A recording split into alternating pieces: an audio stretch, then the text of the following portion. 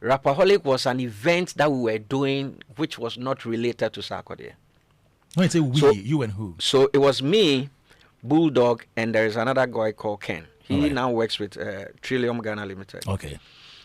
We were bringing Vybz Kartel to Ghana. So it was Vybz Kartel live in Ghana. So we were planning to pay for the fees and all those things because Ken was at Unibank at the time. I was into production. Bulldog was the creative guy. The Monday that we were going to pay Vybz Kartel, he was arrested that weekend. So this particular concert started with Vybz Kartel. Yes, we had booked a venue to bring in Vybz Kartel 13 years ago. We had done our negotiations and everything was done. We're about to transfer money to the agent and lock him down. And then we heard the bad news that he had been arrested. Are you aware, say Rapaholic annual concert at Sarkodie organized, to which a recent one is Kumasi Baba Yara Sports Stadium, was originally not designed for Sarkodie. Rapaholic na Sarkodie and Kankra. According to the owners, this particular concert was first designed to host Vybz Kartel, the face of world dancehall. So Nabil, event factory CEO and Apia Babekasa at the same time, Bulldog, and so did the same info about the 2 out. So according to Nabil, year 3. Na year ono Nabil Al Hassan, Ken, and Bulldog. These 3 people and a forming Rapaholic. Now almost say that year almost forming year to which year 2011. They were planning to bring Vybz Kartel to Ghana. Now, time they planned to pay Vybz Kartel, that particular weekend, weekend before Monday, and Vybz Kartel got arrested over murder charges several years before recently gaining his freedom. Adolfo, info, breakdown, and how the Rapaholic journey started from back then till recently, as sparking a huge debate online. Crowdfunding bisa questions say all this while HSA Rapaholic doesn't belong to Sarkodie. Others are saying say agenda being anyway, is it clarifying to own the brand and say are they planning to kick out Sarkodie or what? What is the purpose for both Bulldog and Nabil going to have separate interviews and explaining this? I don't think wasting more time. Muma yenko tie conversation a course. So all credit to Showbiz A to Z, hosted by Kwame Dazi of Joy FM. Na yeba to amusu. All right, we're here with Nabil Al Hassan. This is Joe 99.7 FM, Showbiz A to Z. I think we can zoom into Rapaholic Homecoming. Yeah. Yeah. So, when did you birth that idea? The Kumasi idea has been on the table for many years, but we started properly planning that event 2 years ago. 2 years ago? Yes. So we knew that it was time for us to go to Kumasi. Yeah. But the timing wasn't right. So this 2 years ago, we came up with a plan. And we decided that, okay, we have to go into Kumasi at this time. Yeah. This is what we want to do and all that. If you go on my status, you see all my guys. We were in South Africa and we were discussing Rapaholic. I think Ashman has posted. Yes. Okay. Ashman was there, yes. Yeah. We're discussing Rapaholic at the time. And we went through all the departments and everything we wanted to do in Kumasi was discussed 2 years ago. Wow. So this year was just the implementation phase. Interesting. So that's how it came out the way you saw it. Because we had already thought it through and we knew what we were doing. From going to Menchia and coming back and now going into Kumasi and the things we wanted to do and all that. Even 2 weeks ago, we were still discussing whether to do road or flight. Yeah. When he was in Nkrofo last week, Yeah. he wanted to do flight, but we had to change it that day to do road. Why? Because we had already planned the entry into Kumasi, which will be very grandiose, like by road. Yeah. But by flight, there, if you get to the airport, yes, you won't get that impact. So we started from Accra. The bikers took us to Sawam. Then they left us. Then we in the dispatch straight to Kumasi. Then they met us at the KNUSD traffic lights there. Yeah. Then they also took us through the town till the evening, where we went to our hotels. So Rapaholic Kumasi was not just today. It was discussed 2 years ago. Yes. What is your stake in Rapperholic concert? Okay, so this is how Rapaholic started. Rapaholic didn't start as Sarkodie. Rapaholic was an event that we were doing which was not related to Sarkodie. When you say we, you and who? So it was me, Bulldog, and there is another guy called Ken. He now works with Trillium Ghana Limited. Okay. We were bringing Vybz Kartel to Ghana. So it was Vybz Kartel live in Ghana. So we were planning to pay for the fees and all those things because Ken was at Unibank at the time. I was into production. Bulldog was the creative guy.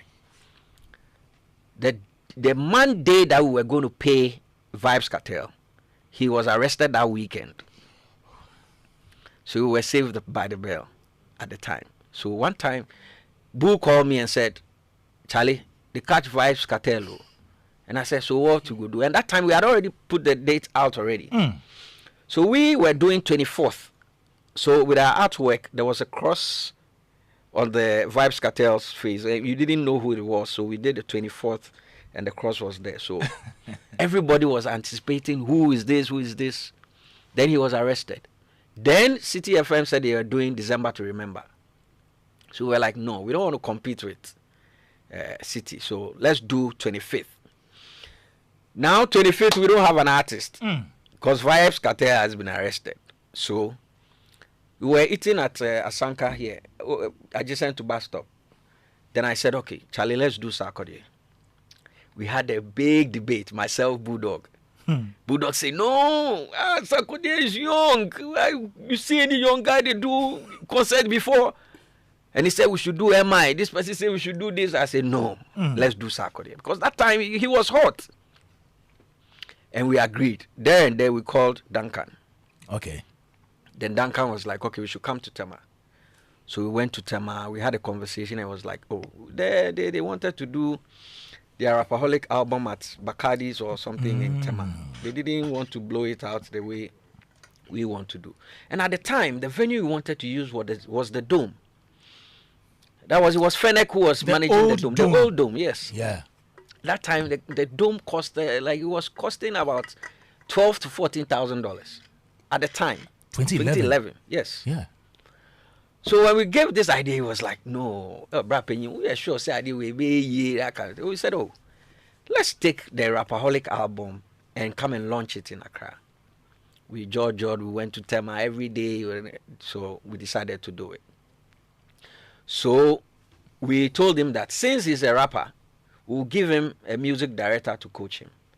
So we contacted Kwame Yeboah. So the first Rapaholic, he played with a live band. That was Kwame Yeboah, Osei, and all the guys. So they played with him on the day. So we were in the Dome setting up at the time, and Fred Miyama was also doing Ghana Movie Awards. So there was a little bit of competition there. But we were not too perturbed because like that was a movie side. We do be music people. So we were in the Dome, and Confidence came in at the time because Confidence she was handling, she was handling our hospitality. She had a bar that she was selling and stuff. Then around 5, 6, she said, we should come out and see. When we got out, there was a queue from the Dome to the gate of the conference center. That was where it dawned on us that we were like, you know? And now we started speeding up with the setup, and that's how Rapaholic started. Wow. So after that event, but it was satisfying to know that we've been able to do it. Yeah. Yeah. Because Sarkodie at the time was the only young artist to have a show by himself. Yeah.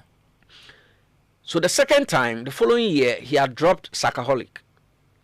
So now Sarkodie, yes. Then he was like, should we change the name to a Sarkodie concert? And I was like, no, let's maintain the Rapaholic because you're a rapper and this is an event. Yeah.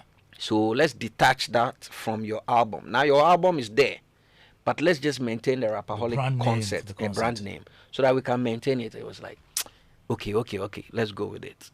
Adolfo, so Nabil Alhassan, our CEO of Event Factory, and Ababe break it down the genesis of Rapaholic, stating say 3 people and forming this concert, being himself, Ken, and Bulldog. Well, Bulldog also spoke on Channel 1 TV, saying a similar thing, just a pepe.